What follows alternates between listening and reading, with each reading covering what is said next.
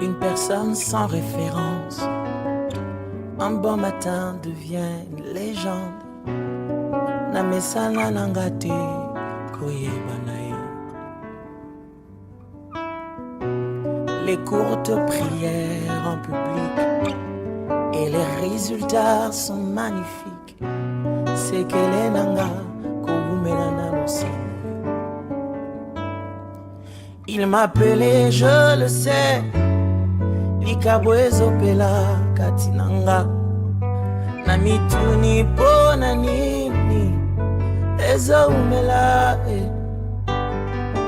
Yakolo. Bonsoir chez vous, soyez bénis, que la grâce de Dieu notre Père soit votre partage. Nous savons que par sa grâce on avait commencé ce message sur la malédiction. Nous allons essayer de conclure ça aujourd'hui en ajoutant certaines choses. Comme l'autre fois, je vous ai dit que c'est dans le but de pouvoir enrichir notre connaissance ou culture générale par rapport aux Saintes Écritures, mais également c'est un domaine qui touche beaucoup de faits humains. C'est comme ça que nous devons savoir comment y faire face. C'est dans cette optique-là que nous en parlons. Père, nous te rendons gloire. Merci de continuer à nous enseigner, de nous éclairer et nous instruire. Au nom de ton Fils Jésus-Christ. Amen. Pour rappel, l'autre fois ou la semaine dernière, dans le premier numéro lié à la malédiction, nous avions dit que la malédiction signifie simplement dire du mal. Cela impliquait le fait de pouvoir souhaiter le mal sur quelqu'un, appeler une malédiction sur quelqu'un, prononcer des imprécations sur quelqu'un. Voyez? Donc c'est ce que nous avions dit l'autre fois et nous avons résumé ça en disant que celui qui est en train de prononcer une malédiction sur quelqu'un, il veut exactement ou il veut simplement que ce malheur lui arrive ou que ce malheur puisse atteindre l'homme sur lequel il est en train de faire ou de prononcer, de déclarer ces malédictions. Et on avait aussi dit que la malédiction était l'opposé de la bénédiction, c'est-à-dire ce sont des concepts qui ne sont pas des synonymes, mais qui sont plutôt des antonymes, ce sont de contraires au fait. On avait énoncé plusieurs vérités en expliquant que Dieu était la première personne à pouvoir prononcer la malédiction. On avait vu ça dans Genèse chapitre 3. On avait également vu que la malédiction pouvait être prononcée par un homme ou par Dieu lui-même. On ne va pas revenir sur tout ce qu'on avait dit, mais pour ces numéros, je vais énoncer encore d'autres vérités. Je commencerai par la première vérité pour ces numéros. J'aimerais nous dire ceci. Un chrétien ne vit pas sous la malédiction. Un chrétien, un enfant de Dieu véritable, un enfant de Dieu né de nouveau, ne vit pas sous la malédiction. Pourquoi nous sommes en train de le dire? Simplement parce que Christ nous a rachetés de la malédiction de la loi. N'est-ce pas que si vous lisez Galates chapitre 3, le verset 13 à 14, la Bible dit ce qui suit. Christ nous a rachetés de la malédiction de la loi, étant devenu malédiction pour nous, car il est écrit, maudit est quiconque est pendu au bois, afin que la bénédiction d'Abraham y ait pour le païen son accomplissement en Jésus-Christ, et que nous réussissions par la foi l'esprit qui avait été promis. Donc, la Bible dit clairement que Christ nous a rachetés de la malédiction de la loi. C'est-à-dire que toutes les malédictions qui étaient liées à la loi, pour ces malédictions, nous avons été rachetés par Christ.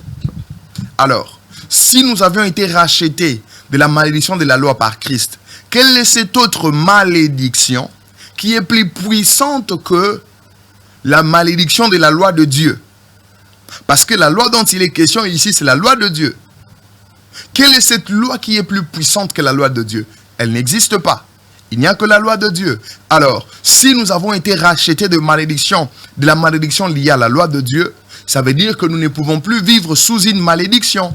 Ou nous ne pouvons plus vivre continuellement dans un état de malédiction. Non. Pourquoi? Parce que dans la loi, il est écrit « Maudit est quiconque est pendu au bois ». Alors, s'agissant de symboles spirituels, des types de préfiguration, cela est très important dans les Écritures. Lorsque Christ avait accepté la mort à la croix, cela avait une signification. Ça signifiait simplement, comme il est dit dans la loi, que maudit et quiconque pendu au bois, c'est-à-dire que Christ, pendant qu'il montait, alors qu'on était en train de le crucifier à Golgotha, il était devenu une malédiction pour que nous ne soyons plus dans la malédiction. C'était une façon de pouvoir nous racheter de la malédiction. Donc, un chrétien ne vit pas sous la malédiction. Mais aussi, nous disons qu'un chrétien ne vit pas sous la malédiction parce qu'il est béni dans les lieux célestes en Christ. Éphésiens chapitre 1er, le verset 3, la Bible dit ce qui suit. Béni soit Dieu, le Père de notre Seigneur Jésus-Christ, qui nous a bénis de toutes sortes de bénédictions spirituelles dans les lieux célestes en Christ. Ok. Béni soit Dieu. Lorsqu'on dit béni soit Dieu ici, c'est une louange qu'on est en train de donner à Dieu. Voyez? Le Père de notre Seigneur Jésus-Christ. Donc, béni soit Dieu, le Père de notre Seigneur Jésus-Christ, une parenthèse. Lorsqu'on dit béni soit Dieu, le Père de notre Seigneur Jésus-Christ, ça veut dire que le Père n'est pas le Fils qui est le Seigneur Jésus-Christ. Ça doit être clair. C'est comme ça que les gens font des débats, Trinité ou pas Trinité. La personne du Père n'est pas la personne du Fils. Mais tous sont Dieu. Je ferme cette parenthèse. Qui nous a bénis de toutes sortes de bénédictions spirituelles dans les lieux célestes en Christ. Donc, le chrétien est béni pas par une catégorie de bénédictions. Mais il est béni de toutes sortes de bénédictions spirituelles en Christ. Par la grâce de Dieu, un peu plus loin, même dans les autres numéros, nous aurons aussi une série sur la bénédiction. C'est comme ça qu'on a voulu commencer par la malédiction. Donc, le chrétien, il est béni de toutes sortes de bénédictions spirituelles. Où? Dans les lieux célestes en Jésus. Dans les lieux célestes en Jésus. Le chrétien ne vit pas sous la malédiction. Deuxième vérité que j'aimerais vous énoncer dans ces numéros, c'est que ceux du camp de ténèbres luttent régulièrement pour nous atteindre par de malédictions. Ceux qui sont dans les ténèbres, ceux qui s'opposent à nous, ceux qui sont nos adversaires, luttent chaque jour pour nous atteindre par de malédictions. Donc, ils veulent à tout prix que nous puissions vivre dans un état de malédiction. Ils veulent à tout prix que nous puissions vivre le malheur. Ils veulent à tout prix que nous puissions vivre de mauvaises choses. Ce n'est pas en vain que je commençais par dire que le chrétien ne vit pas sous la malédiction.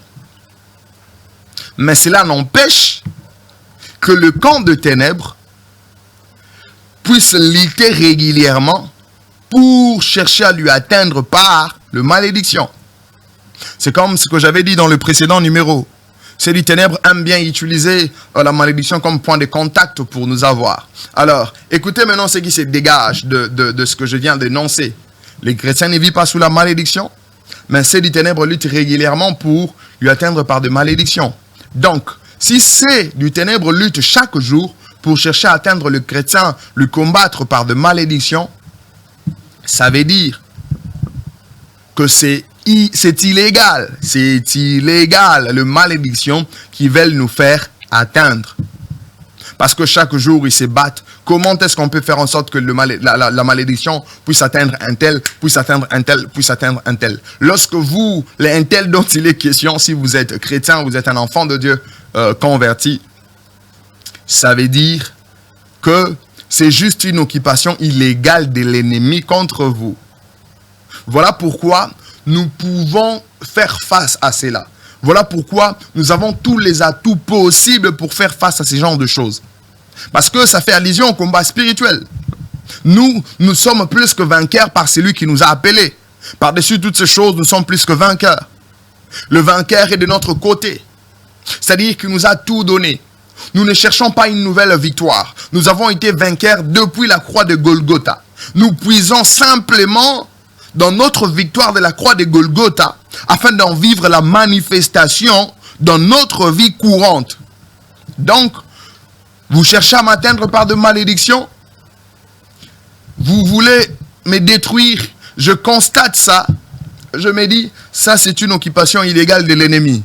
Alors, lorsque vous trouvez quelqu'un, Vous trouvez une occupation illégale, c'est-à-dire vous avez votre parcelle quelque part, mais vous n'avez pas encore clôturé, vous n'avez pas encore construit. Il se fait qu'il y a quelqu'un d'autre qui vient là pour commencer à faire des travaux, s'approprier de la parcelle. Qu'est-ce que vous faites? Vous allez chasser cette personne. Si elle n'écoute pas, vous pouvez même faire intervenir la justice. Et la personne finira par quitter. C'est comme ça aussi avec nous, le chrétien. Ce n'est pas notre état en permanence, mais l'ennemi cherche à nous mettre dans ce genre de situations. C'est comme ça qu'on dit que c'est pareil ou semblable à l'occupation illégale. Qu'est-ce qu'on fait? On met l'ennemi hors état de nuire. Ça ne nécessite pas que vous commencez à plairer, ça ne nécessite pas que vous commencez à vous inquiéter, mais cela nécessite que vous puissiez exercer votre autorité spirituelle en tant que croyant, en tant qu'enfant de Dieu. Ça, c'est très important. Alors, j'aimerais m'appesantir un peu plus dans ces numéros sur le fait de savoir comment faire face à la malédiction. Si c'est du ténèbre, cherche continuellement à nous avoir par de malédiction. Si c'est l'air lutte, si c'est l'air combat de chaque jour, si c'est l'air recherche de tout le jour, alors comment est-ce que nous devons y faire face? Quels sont les comportements que nous devons adopter? Nous qui ne vivons pas sous la malédiction.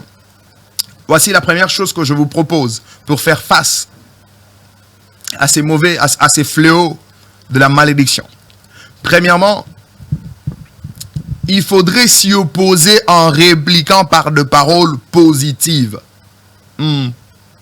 Lorsqu'on est en train de vous maudire, lorsqu'on est en train de dire de mauvaises choses sur vous, lorsqu'on est en train de déclarer de mauvaises choses et de malheurs sur vous, ne fermez pas votre bouche.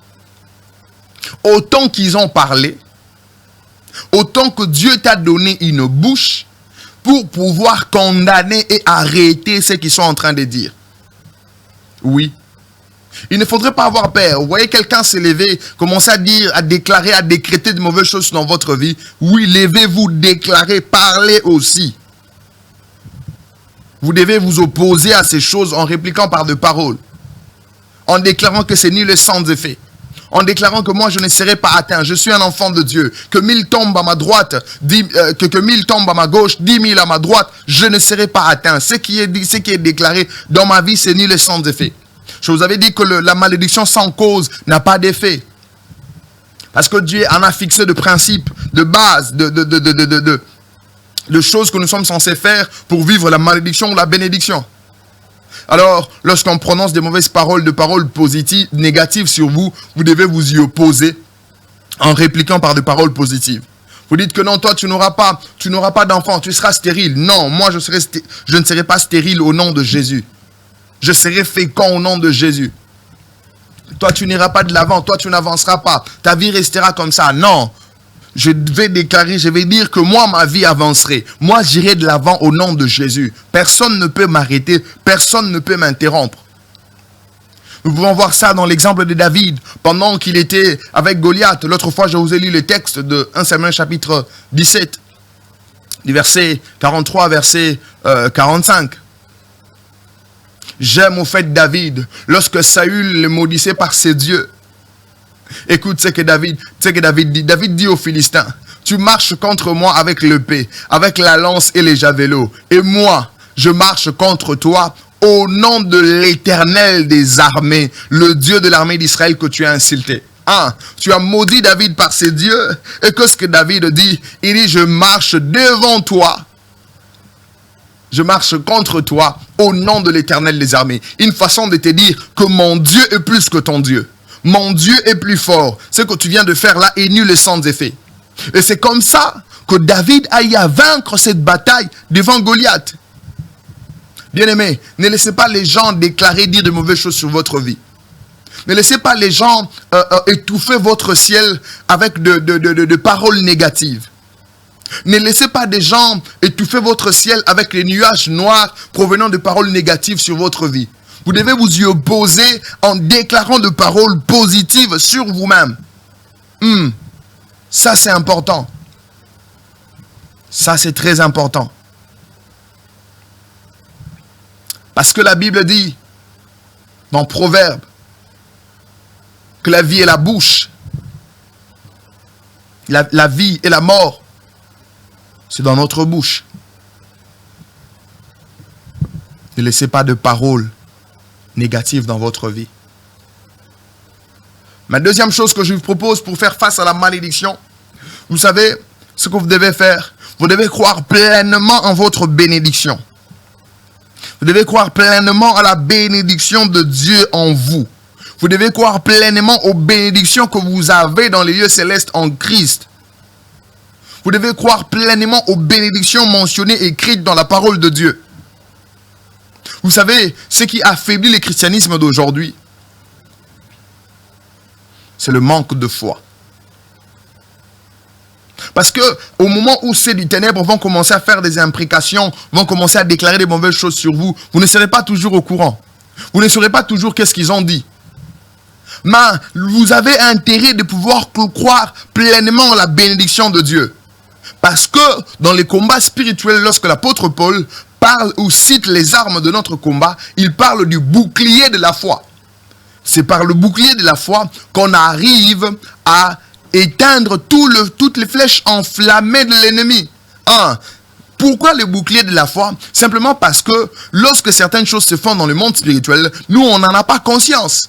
On ne le sait pas. Mais lorsque je suis dans un état permanent de foi, je crois pleinement que je suis béni en Christ. Je crois pleinement que je suis dans ce statut de bénédiction. C'est ce bouclier-là qui va éteindre les flèches enflammées de l'ennemi. Croyez pleinement que Christ était devenu malédiction pour que vous soyez bénédiction. Pour que vous soyez bénis. Alors, troisième chose que je vous propose, vous devez toujours bénir au nom de Jésus. Vous bénissez toujours. La Bible ne vous appelle pas à commencer à maudire à tout le temps. La Bible ne vous appelle pas à commencer à maudire chaque fois. Mais la Bible nous invite à maudire. Notre bouche est là pour proférer, pour déclarer de bénédiction. Matthieu chapitre 5, verset 44. C'est Christ qui parle. Il dit, mais moi je vous dis, aimez vos ennemis, bénissez ceux qui vous maudissent, faites du bien à ceux qui vous haïssent et priez pour ceux qui vous maltraitent et qui vous persécutent. Ce n'est pas parce qu'on nous fait du mal qu'on doit forcément maudire. Non. Même à ces gens-là, nous devons toujours retourner le bien. Nous devons bénir. Nous devons bénir ces gens. Oui, ça c'est très important. C'est être spirituel, c'est être enfant de Dieu. C'est vivre la vraie spiritualité. 1 Pierre chapitre 3 verset 9. La Bible dit, ne rendez point le mal pour le mal, injure pour injure, bénissez au contraire, car c'est là que vous avez été appelés afin d'hériter la bénédiction. Vous avez été appelés pour hériter la bénédiction. Bénissez. Romains 12, 14, la Bible déclare, bénissez ceux qui vous persécutent et bénissez et ne maudissez pas. Il est très important pour nous de le savoir. Nous devons bénir à chaque temps.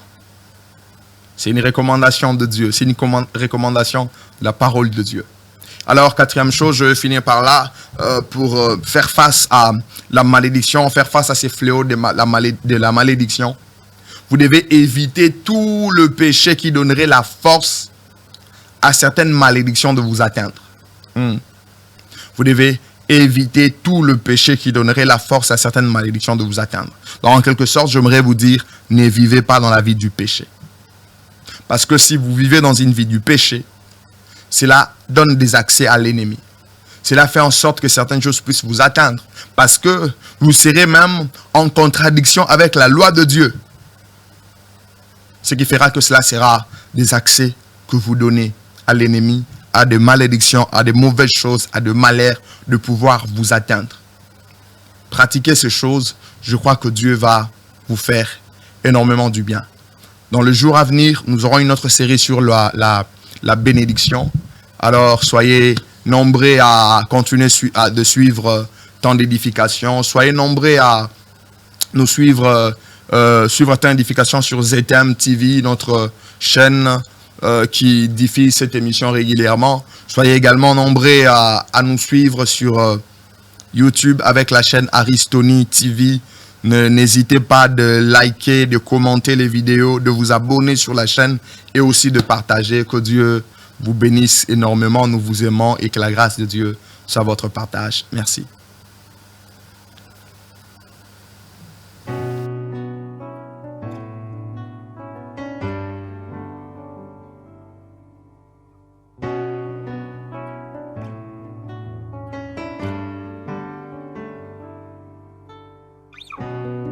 personne sans référence. Un bon matin devient une légende.